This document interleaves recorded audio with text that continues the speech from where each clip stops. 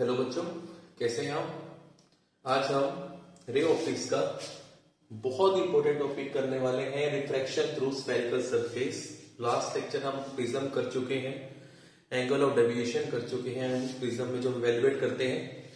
अब हमने मूव करना है लेंस की तरफ, स्फेरिकल लेंसेज की तरफ, कन्वेक्स कनकेव लेंस। तो उससे पहले हमें ये पार्ट समझ में आना बहुत जरूरी है, which is refraction through spherical surface. Final exam point of view से डेरिवेशन बहुत इंपॉर्टेंट है। हमें जो मेनली इवेल्युएट करना है, हमें प्रूव क्या करना है इसमें कि रिफ्रैक्शन प्रोसेस कैसे होता है, वो हम सीख लेंगे स्फेरिकल सरफेसेस के अंदर। क्योंकि हमने स्फेरिकल लेंसेज ही स्टडी करना है, तो उसमें ये बहुत बेनिफिशियल रहता है। यही फॉर्मूलाज हमारे यूज होते हैं, जो फॉर्मूला हमने डिराइव करना है।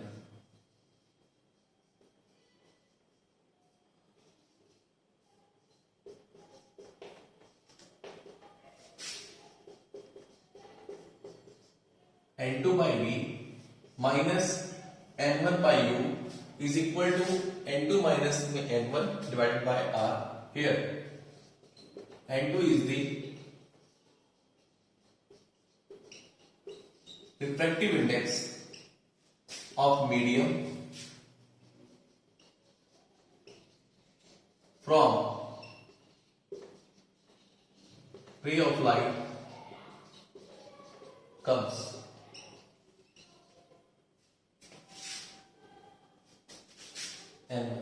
N1 is the refractive index of medium from ray of light comes. जहां से ray of light आ रही होती है, जिस मीडियम से आएगी उसे हमने N1 बोल दिया। ठीक है, उसको हमने कह दिया कि उसका जो रिफ्रैक्टिव इंडेक्स है वो N1 है, मतलब जहां पर सोर्स रखा हुआ होगा। N2 is the refractive index of medium from ray of light goes. जहां रे ऑफ लाइट जाती है उस मीडियम को हमने क्या कह दिया, उसका रिफ्रैक्टिव इंडेक्स कितना है, that is N2. V is the image distance from pole. पोल एक ऐसा पॉइंट होता है स्फेरिकल मिरर या स्फेरिकल जो हम बॉडी कंसीडर कर रहे हैं, स्फेरिकल सरफेस जहां पर प्रिंसिपल एक्सिस को टच करता है, उस पॉइंट को हम पोल बोलते हैं। और सारे डिस्टेंसेस आप 10th में भी कर चुके हैं लाइट चैप्टर में, सारे डिस्टेंसेस पोल से पिक किए जाते हैं। U is the object distance from pole and R is the radius of curvature and R is the radius of curvature। मतलब स्फेरिकल सरफेस जो है किसी ना किसी सर्कल के अबाउट बनता है, तो उसका कोई ना कोई सेंटर ऑफ कर्वेचर होगा। तो सेंटर ऑफ कर्वेचर से पोल का जो डिस्टेंस होता है उसे हम बोलते हैं रेडियस ऑफ कर्वेचर। इतना यहां तक नोट डाउन कीजिए, फिर हम आगे मूव करेंगे। क्योंकि अब हमने क्या करना है, इस इक्वेशन को प्रूव करना है। ठीक है, हम कोई भी डेरिवेशन करते हैं, कोई भी डेरिवेशन अगर हम करते हैं तो कुछ एक एजम्पशंस ली जाती है। एजम्पशंस का मतलब क्या होता है, कुछ एक पैरामीटर फिक्स कंसीडर किए जाते हैं।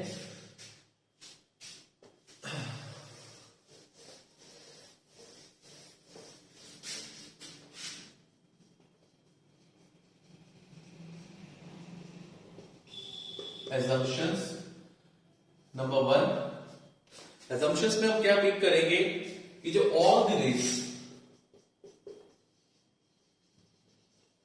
are para-axial rays।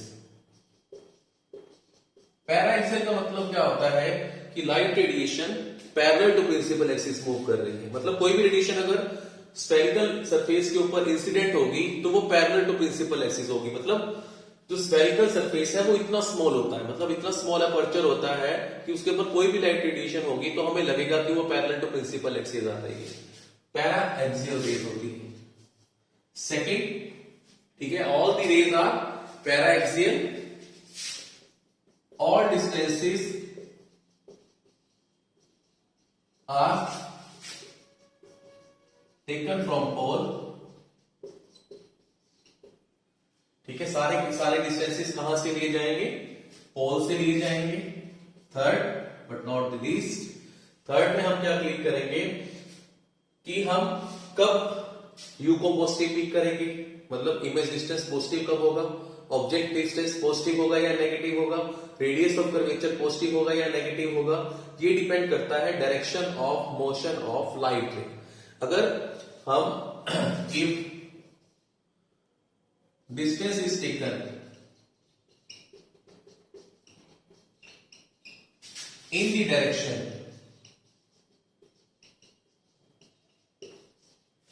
of ray of light,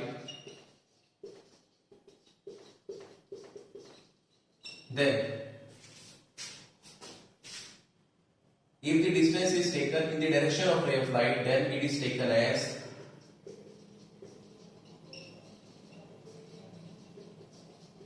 positive and vice versa. बात ध्यान से समझनी है, अगर हम डिस्टेंस मेजर कर रहे हैं, जिस डायरेक्शन में लाइट रे इंसिडेंट हो रही है या मूव कर रही है, तो उस डिस्टेंस को हम क्या काउंट करेंगे? पॉजिटिव, अदरवाइज क्या काउंट करेंगे? नेगेटिव। ठीक है, इसका बहुत इंपॉर्टेंट रोल है जो हम आगे फर्दर स्टडी करेंगे। ये assumptions नोट करो, फिर हम आगे प्रूफ पर चलते हैं। कर ये नोट डाउन, ये ध्यान रखना है कि हमने इस चीज को प्रूफ करना है।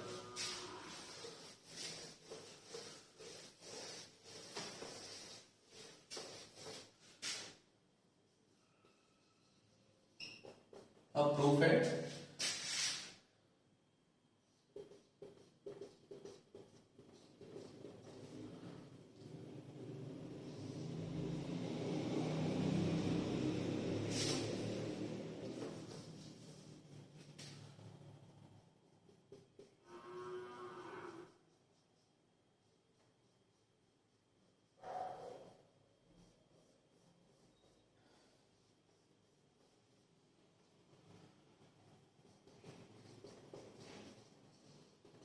this is the spherical surface,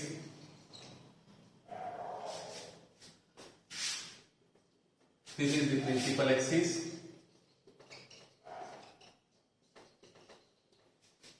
say this point O, यहां पर ऑब्जेक्ट पड़ा हुआ है, ऑब्जेक्ट ने क्या किया? लाइट रेडिएशन इंसिडेंट की स्फेरिकल सरफेस की तरफ at an angle alpha. Incident radiation principal axis से अल्फा एंगल बना रही है। ठीक है, सपोज करो N1 बाहर जो एटमॉस्फेयर है या कोई भी मीडियम है, N1 है जहां पर हमने सोर्स रखा हुआ है, जहां से लाइट रेडिएशन एमिट हो रही है स्फेरिकल सरफेस की तरफ, उसका रिफ्रैक्टिव इंडेक्स है N1। N2 is the refractive index of spherical surface and N2 is greater than N1। ठीक है, N2 वो सरफेस है जहां लाइट रेडिएशन आ रहा है। अब जिस पॉइंट पर ये मीट करते हैं, जैसे स्फेरिकल सरफेस है, वहां हम क्या ड्रॉ करते हैं? नॉर्मल ड्रॉ करते हैं, जहां पॉइंट ऑफ कांटेक्ट होता है इंसिडेंट रेडिएशन का, जहां दो मीडियम सेपरेट होते हैं। अब इस पॉइंट पर अगर ये टच करेगा तो हम इसकी नॉर्मल ड्रॉ करेंगे। This is the normal.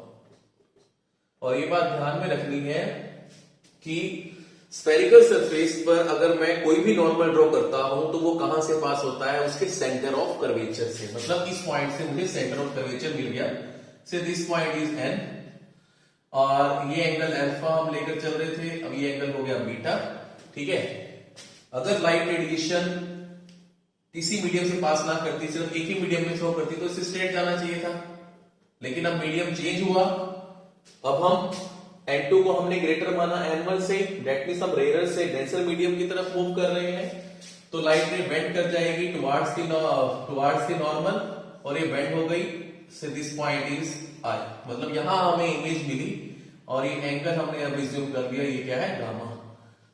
ठीक है, अब हमने क्या किया? एंगल ऑफ इंसिडेंस लिख किया, मान लिया कि मैंने θ1 जो है वो क्या है? एंगल ऑफ इंसिडेंस है, θ2 जो है वो एंगल ऑफ रिफ्रैक्शन है, और एंगल ऑफ इंसिडेंस किसके बीच में बनता है? In between incident radiation and normal. ये एंगल हो गया हमारे पास θ1 और रिफ्रैक्टेड रे, और जो नॉर्मल है उसके बीच में एंगल हो गया θ2। ये हमने एंगल्स बना दिए। अब देखो, हमें मालूम है कि जो हमने पहले assumption ली है कि जो लाइट रेडिएशन है वो कैसी है? Paraxial in nature. As we know, incident radiation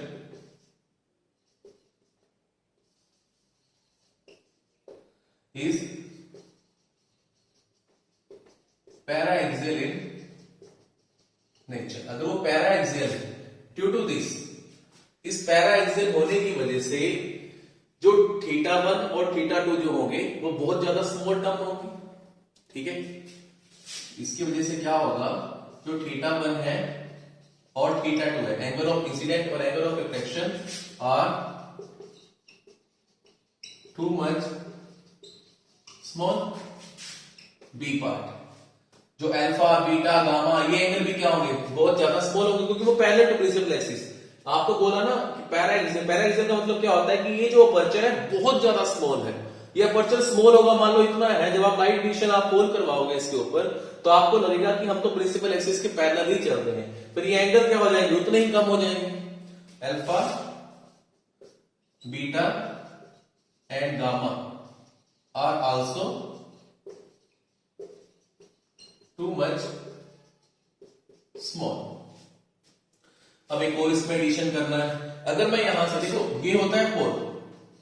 अभी बताया था ना आपको कि प्रिंसिपल एक्सिस स्फेरिकल एक्सिस को जिस पॉइंट पर कट करता है उसे हम क्या बोल देते हैं?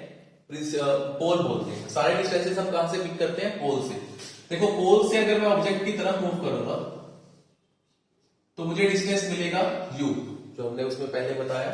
u is the object distance from pole. अगर मैं यहां से इमेज तक मूव करूंगा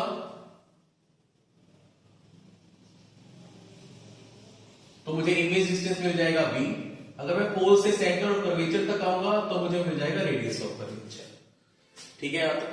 अब हमने क्या किया? अगर मैं n से एक परपेंडिकुलर ड्रॉप कर दूं प्रिंसिपल एक्सिस पर तो मुझे मिलेगा एक पॉइंट, मैंने उसे p' मान लिया। अब आ जाओ दोबारा से हम अपने इस पर, क्योंकि हमने बोला कि ये पैराएक्सियल इन नेचर है, जो लाइट रेडिएशन इंसिडेंट हो रही है। तो पैराएक्सियल होने की वजह से क्या होगा? इसका अपर्चर जो है बहुत ज्यादा स्मॉल है, जिस वजह से पैराएक्सियल रे एग्जिस्ट हो रही है। अपर्चर अगर स्मॉल है, अगर मैं इसको परपेंडिकुलर भी ड्रॉप करूंगा तो p और p' में जो डिस्टेंस होगा वो नेग्लिजिबल होगा। ठीक है, ठीक है, डिस्टेंस, क्योंकि बहुत स्मॉल स्फेरिकल सरफेस है, distance between p and p' is negligible. वो नेग्लिजिबल है, जिस वजह से जो ये np डिस्टेंस है, जो np जो हाइट आ रही है वो नियरली इक्वल टू हो जाती है np'। ये बात ध्यान में रखनी है। ठीक है, हमने स्टडी कर लिया। अब हम कैलकुलेशन वर्क के ऊपर आएंगे, इतना नोट डाउन करो।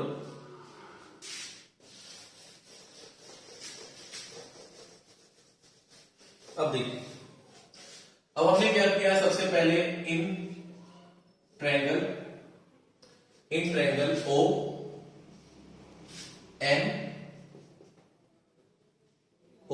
N C ट्रायंगल मैंने यहां पर बना ली। O N और ये C है, ये एक्सटेंशन चल रहा है। ये एंगल है हमारे पास θ1, ये एंगल है अल्फा और ये एंगल है बीटा। अब ये मैथमेटिक्स का एक रूल होता है, जो आउटर एंगल होता है it is the sum of front two angles. मतलब यहां से θ1 की वैल्यू हमारे पास आ जाएगी अल्फा प्लस बीटा। ठीक है, इसे हमने एक जगह नोट डाउन कर दिया क्योंकि इसकी हमें आगे जरूरत होगी। Alpha plus beta. नेक्स्ट है in triangle CN and I, जो ट्रायंगल वो कैसे है हमारे पास? CN and I, its angle is θ2 and this angle is gamma, अगर हम इसे एक्सटेंड कर दें तो ये एंगल हमें मिल रहा है बीटा।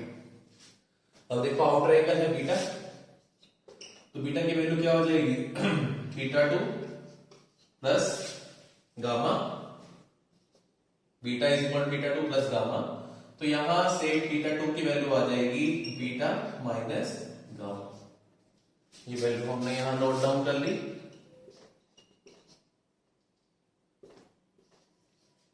ठीक है, यहां तक नोट डाउन करो बस। हमने अभी तो कैलकुलेशन के लिए सिर्फ दो ट्रायंगल्स पिक की और थीटा 1 थीटा 2 की value in terms of alpha beta and gamma find out कर ली।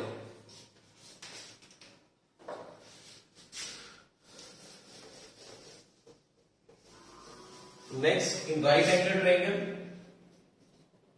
अब हम right angle triangle O P N, या फिर हम इसे लिख सकते हैं ओ पी डैश एन, क्योंकि पी और P dash point nearly equal ही है। अगर मैं इसके अंदर देखो, मैंने ये एज्यूम कर लिया जो एन पी डैश है वो एच हाइट के इक्वल है। अगर मैं टेन अल्फा फाइंड आउट करूं इसमें ओ पी एन में टेन अल्फा फाइंड आउट करूं तो perpendicular by base that is H by क्या आना चाहिए था यू, लेकिन मैं यहां पर नेगेटिव साइन लेकर चलूंगा।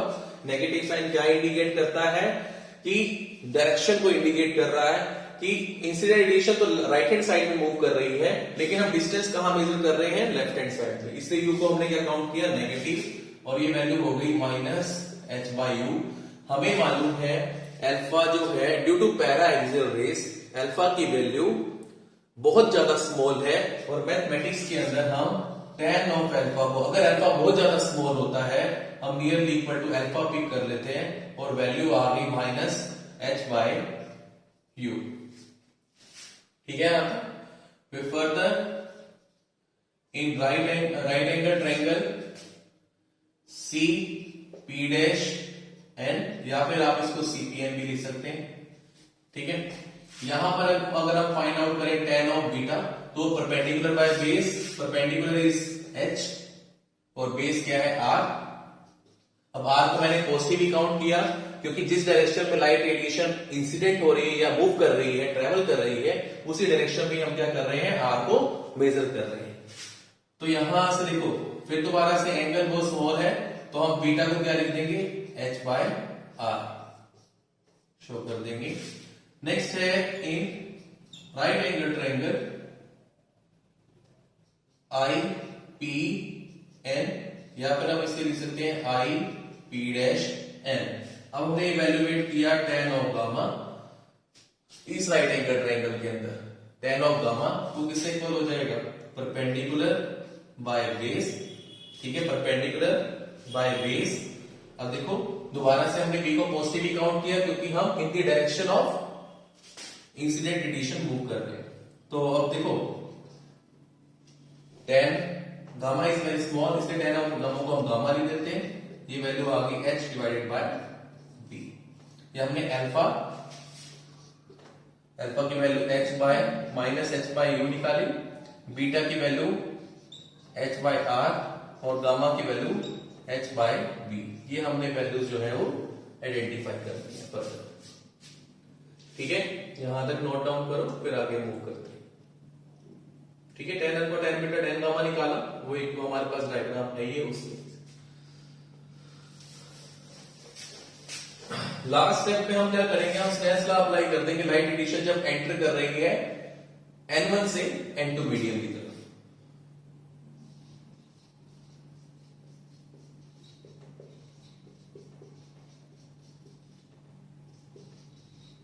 वाई अप्लाइंग स्नेल्स लॉ क्या होगा देखो n1 into sine of incident angle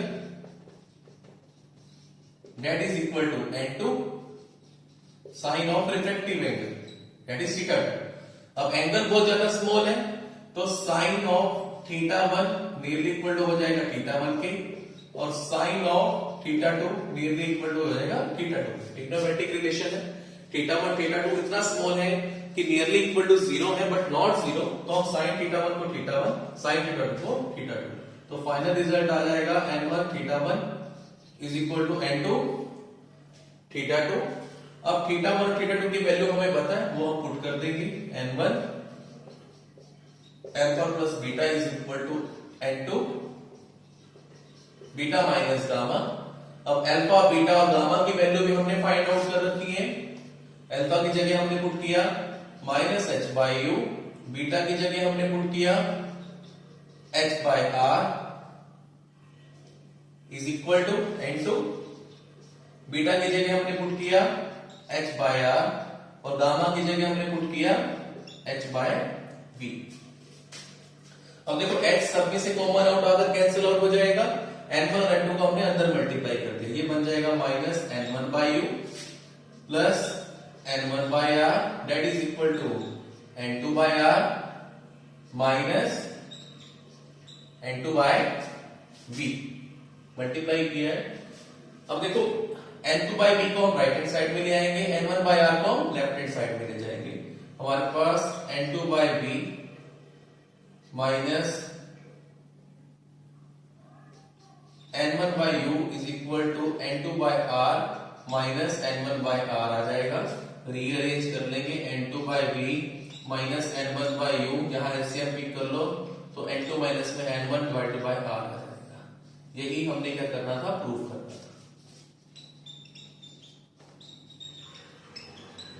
ये वैल्यू यहां प्रूव हो जाती है। ठीक है, हमने सिंपल स्नेस लॉ अप्लाई किया, n1 sin theta 1 equal to n2 sin theta 2। क्योंकि एंगल बहुत स्मॉल है तो हम sin थीटा 1 को थीटा 1 लिख दिया, sin थीटा 2 को थीटा 2 लिख दिया। अब थीटा 1 थीटा 2 की वैल्यू हमने आइडेंटिफाई कर रखी है, वो हमने पुट कर दी। फिर अल्फा बीटा गामा की वैल्यू आइडेंटिफाई कर रखी थी, वो पुट कर दिया। h कॉमन आउट आकर कैंसिल आउट हो गया, n1 और n2 को हमने अंदर मल्टीप्लाई कर दिया, रीअरेंज किया और फाइनल रिजल्ट हमें मिल गया। ठीक है, इतना नोट डाउन करो, फिर हम आगे मूव करते हैं।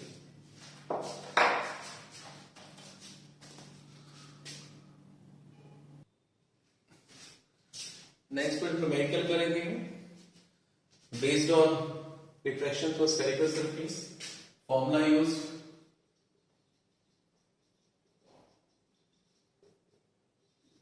n2 by v minus m1 by u is equal to n2 minus n1 divided by r। ये फॉर्मूला यूज होगा। अब देखो, a light from a point source in air falls on a spherical glass surface, उसका refractive index हमें given है। देखो अब हम यहां पर n1 मतलब जहां से लाइट रेडिएशन आ रही है, और वो क्या है हमारे पास एयर। एयर का रिफ्रैक्टिव इंडेक्स क्या होता है 1, हमेशा ध्यान रखना है। और रिफ्रैक्टिव इंडेक्स कौन से फेस में आ रही है, ग्लास सरफेस के अंदर आ रही है जो स्फेरिकल है, उसका रिफ्रैक्टिव इंडेक्स मतलब n2 की वैल्यू आपको गिवन है 1.5, रेडियस ऑफ कर्वेचर आपको गिवन है 20 सेंटीमीटर, मतलब r की वैल्यू आपको गिवन है 20 सेंटीमीटर, और r हम पॉजिटिव काउंट करते हैं, हमने अभी देखा था। The distance of light from the glass surface, distance of light source मतलब जहां से लाइट रेडिएशन इंसिडेंट होगी, दैट मींस ऑब्जेक्ट कहां पर प्लेस्ड है, 100 सेंटीमीटर है ग्लास सरफेस से, मतलब u की वैल्यू आपको गिवन है माइनस ऑफ 100 पिक करेंगे, क्योंकि ऑब्जेक्ट कहां प्लेस्ड होता है, in front of glass surface. At what position the image is form, हमें v की वैल्यू जो है वो फाइनली फाइंड आउट करनी है। देखो सारी वैल्यूज हमें मालूम है, हमने इक्वेशन में पुट करनी है। n2 की जगह हमने पुट किया 1.5 डिवाइडेड बाय v हमने आइडेंटिफाई करना है, माइनस n1 की जगह हमने पुट किया 1 और u की जगह minus of 100 that is equal to n2 की वैल्यू है 1.5, n1 की वैल्यू है 1 डिवाइड बाय r की वैल्यू आपको कितनी गिवन है 20। ये फैक्टर पुट किया हमने। देखो यहां पर क्या होगा, अगर हम इसे सॉल्व करेंगे कितना रह जाएगा 0.5 डिवाइडेड बाय 20। ठीक है, ये हमारे पास आ जाएगा 1/40 यहां चल रहा है 1.5 divided by v plus 1/100 that is equal to 1/40। 1.5 divided by v is equal to 1/40 minus 1/100। अब इसे एलसीएम पिक करेंगे हम,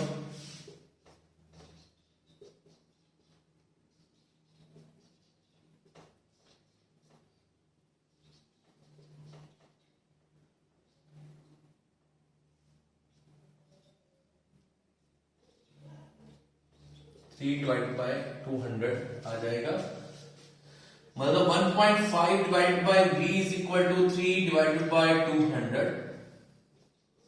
तो v की वैल्यू यहां पर क्या आ जाएगी, 1.5 इंटू में 200 डिवाइडेड बाय 3,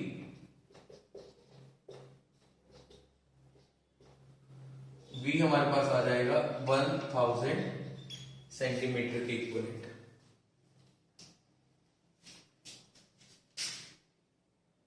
सॉरी 100 सेंटीमीटर की।